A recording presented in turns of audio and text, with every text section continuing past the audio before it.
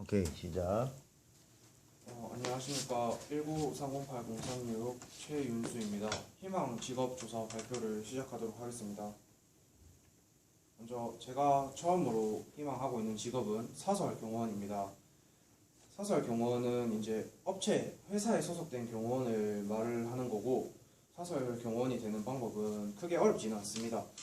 보통 주변의 지인이나 간단한 회사 면접을 통해서 또는 채용 전문 사이트에서 경비업체 쪽으로 들어가서 채용 공고가 올라온 거를 들어간 다음에 면접을 본 다음에 회사에 들어가면 됩니다. 그러나 사설 경호원의 가장 큰 문제는 업계에서 인정받고 이제 평생 직업으로 살아갈 수 있느냐는 문제가 될 수도 있습니다.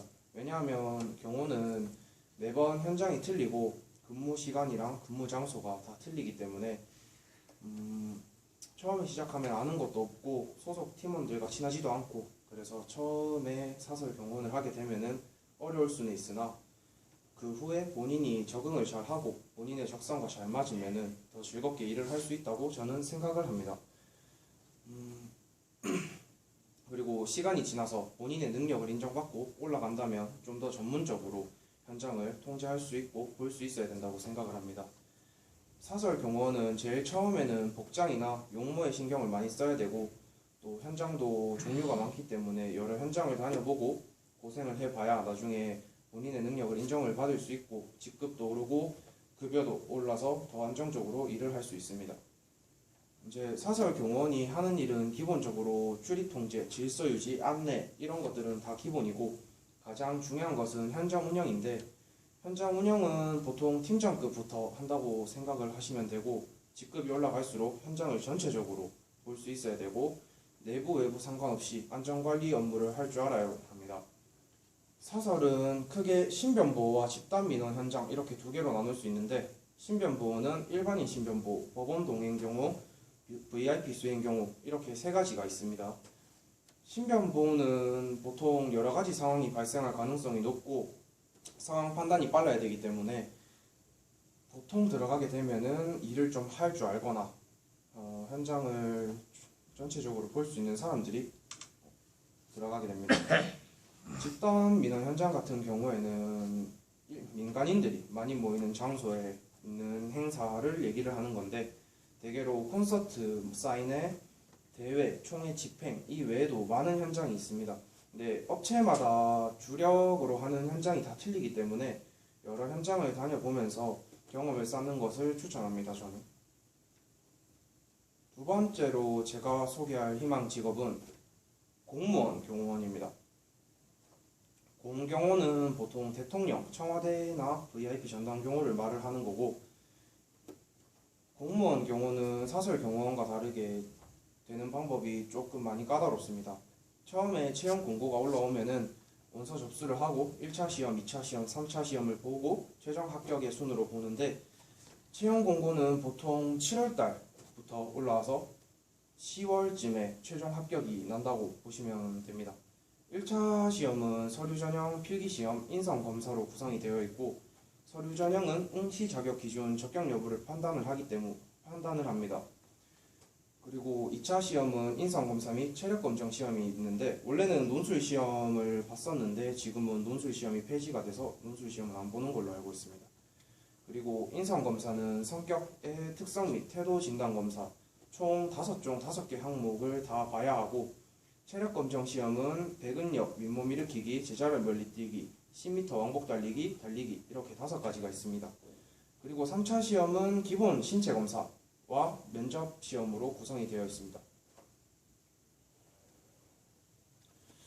이 시험을 다 통과하게 되면은 6개월 동안 신입 직원 교육을 받게 되는데, 이제 종합훈련이나 뭐 그 외에 대회기간 또 위탁교육 이런 것도 다 기본적으로 받는 교육으로 들어갑니다.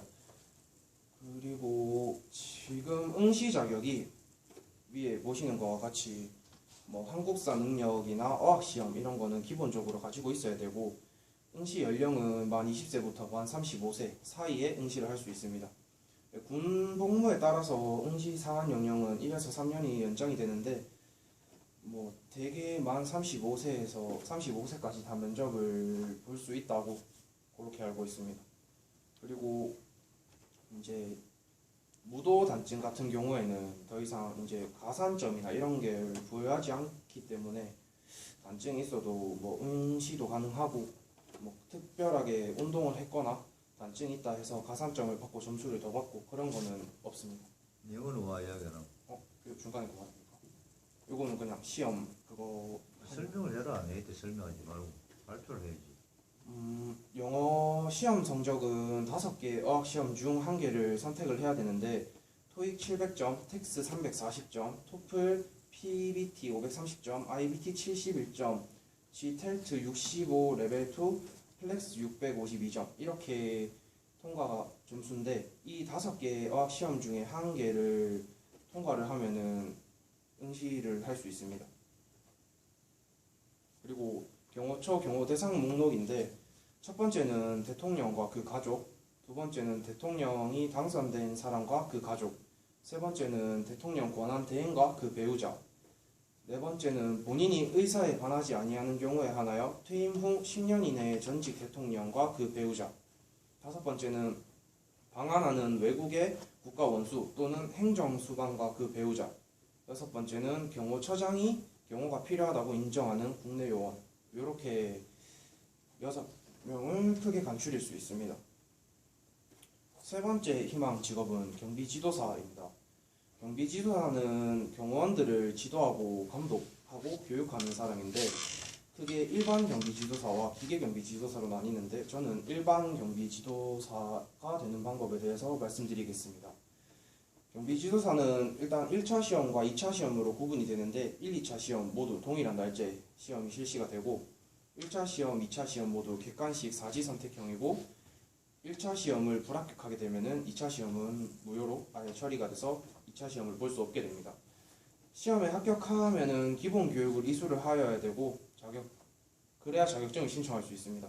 기본 교육은 총 44시간으로 공통교육 28시간과 구별되는 종류별 교육 16시간으로 구성이 됩니다. 1차 시험에서는 공통적으로 법학개론과 민간경비론 이 두 개를 시험을 치고 2차 시험은 필수 과목은 경비업법 그리고 선택 과목에서는 소방학, 범죄학, 경호학이 있는데 요거 세 개는 일반 경비지도사고 기계경비개론, 기계경비기획 및 설계는 이제 기계경비지도사가 치는 시험으로 선택해서 한 개만 치면 됩니다. 합격 기준은 40점 이상 그리고 전과목 평균 60점 이상이 나와야 되고 2차 시험은 이제 선발 예정 인원 범위 안에서 60점 이상을 득점한 자 중에서 고득점 순으로 결정이 됩니다. 만약에 동일한 점수인 사람이 있으면은 똑같이 다 합격이 되는 그런 식으로 지금 채용을 하고 있습니다.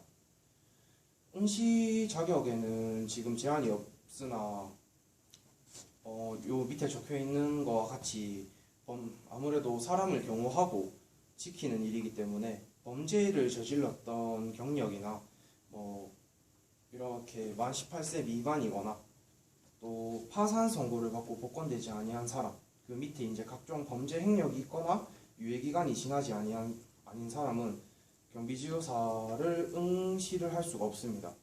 그래서 경비지도사를 하려면은 범죄 같은 거는 저지르면 안 된다고 말씀드리고 싶습니다.